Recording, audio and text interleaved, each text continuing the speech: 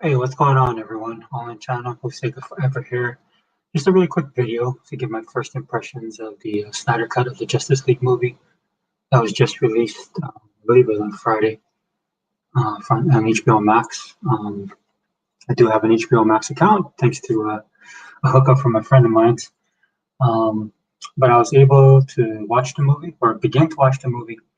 Unfortunately, I'm not able to watch the entire thing. But what I'm going to do is a first impressions video, so you don't have to worry about any spoilers if you have not watched it. Um, but if you're planning on watching it, or if you're not sure if you should watch it and spend the time to do it, because it is a pretty long movie, it runs over 4 hours long. For a person like me, that's not a problem because I can watch it all at one time. But the reason I'm doing a first impressions instead of a full review is because my kids want to actually watch it with me. So I agreed to wait because I don't think they were interested initially because we watched the Justice League movie when it first came out in theaters, which I did enjoy and they liked it. Um, but I didn't think they were going to watch the second one. In fact, that's what they kind of told me. But they happened to be in the living room with me when I was trying to catch up on completing the movie. They saw a couple scenes and um, they definitely wanted me to wait, and now they want to watch it with me over the spring break holiday, which is pretty cool because I like doing stuff with my kids. But like I said, first impressions video. I'm not going to get into detail. I'm not going to get into spoilers. I just want to see a couple things of what I felt is actually a pretty good experience so far. So a couple, like a couple months ago, I did a video on my channel, and what I was talking about specifically was DC and the DC Cinematic Universe. As you guys know, I'm a Marvel fan, huge Marvel fan, and like the MCU. Definitely like the Marvel Cinematic Universe, with the exception of Captain Marvel, probably the movie I don't like at all. But overall, from Phase 1 to Phase 3, definitely think Marvel did an outstanding job. And as you guys know, DC has been trying to play catch up with them, at least on the movie side of things. And one of the things I had a problem with DC, which I've liked the movie so far, um, not I'm a Marvel guy, but I'm a comic book guy at heart. So anytime I get a chance to see these guys putting out comic book movies, I come from my perspective is from a time when comic book movies, the possibility of them being made was nil. Nobody took it seriously until, of course, X-Men, Spider-Man, and all those other movies, and officially Blade. When those movies did well, then Hollywood started taking it more seriously and paying more attention to it. So fast forward to 2021, and you find yourself inundated with a lot of superhero stuff, which I'm happy about. And I tell you all that to say that even though I'm not a huge DC fan, I do like their movies. Aquaman, definitely the first Wonder Woman, even like Shazam. Um, but one of the things I had a problem with the DC Cinematic Universe, especially coming from a Marvel fan perspective, is just you know, DC not being who they are when it comes to the content that they're producing, at least in the movies. When I was collecting comic books seriously and I was into comic book, the culture, I'm into it still, but not as hardcore as I used to be. It was at a time when Marvel, you had X-Men and stuff, and they were coming up, and they were known amongst comic book people, but for the most part, man, everything is DC. And DC was the big dogs. And the one thing I always compared in my previous videos when I compared Marvel and DC, Marvel Marvel was exactly what the one of their models was, is the world outside your window. But with DC, man, DC was like the epic. It was the epic story, you know. It was the mythology. Um, they had the biggest characters, the biggest supers. I mean, they have Superman, who is by far, if you're looking at the scale of who's the top comic book superhero or superhero in general, it would start with Superman. So as a Marvel fan, I was always, you always felt like you were fighting uphill to get respect for the comic books that you like. Everybody knows who Superman is. Everybody knows who Batman is. People know Wonder Woman, Aquaman, and Green Lantern. And until the MCU came around, the only person that people really knew was Spider-Man when it came to Marvel comics and Marvel in general, right? And possibly the Hulk, right? But as far as everybody else, nobody knew who they were. And then the Marvel Cinematic Universe happened. Marvel had to fight fight through a lot of stuff, and they made it happen, and they built their brand. But the thing that bothered me the most about DC was that they weren't they just weren't being, that massive behemoth that they're supposed to be.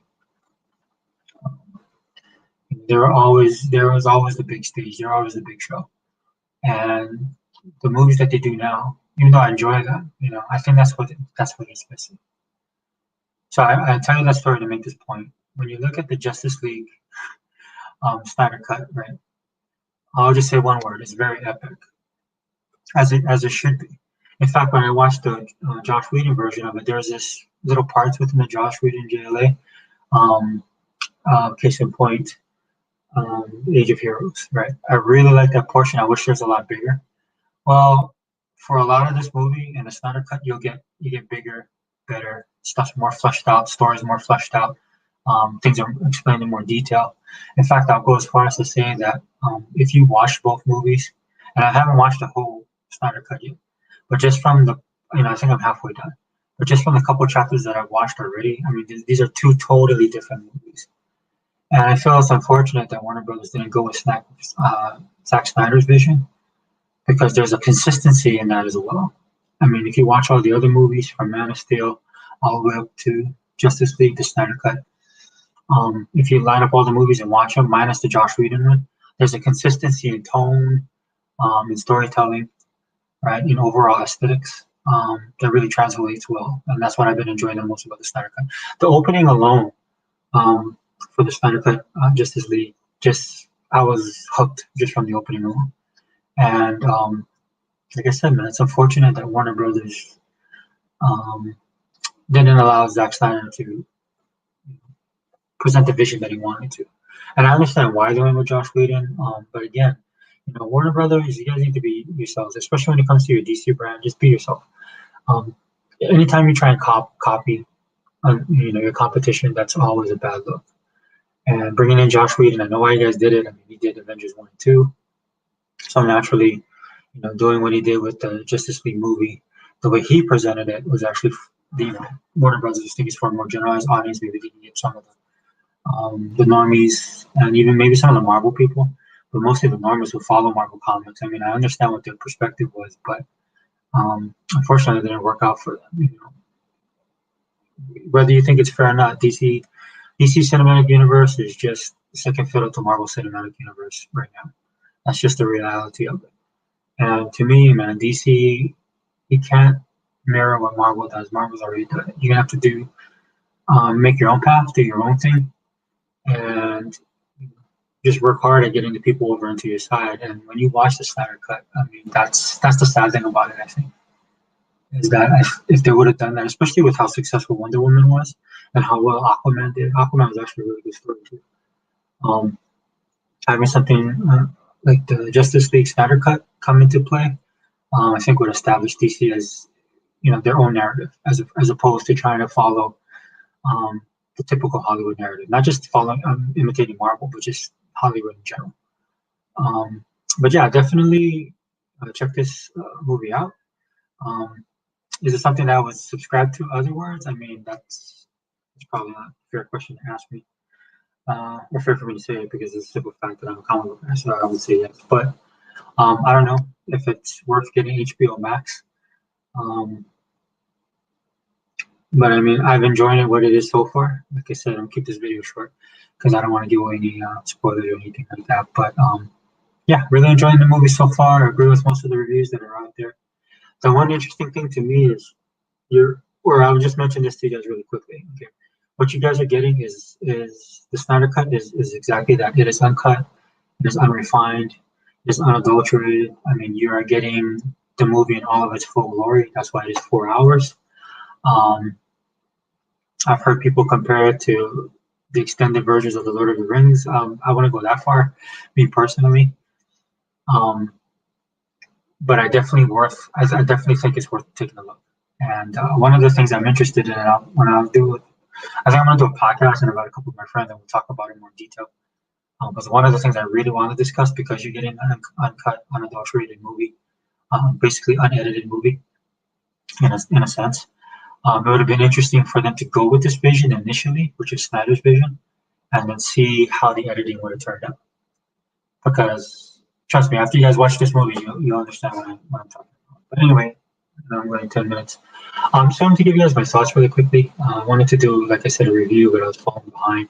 So I figured this is the next best thing, right? So check out the movie.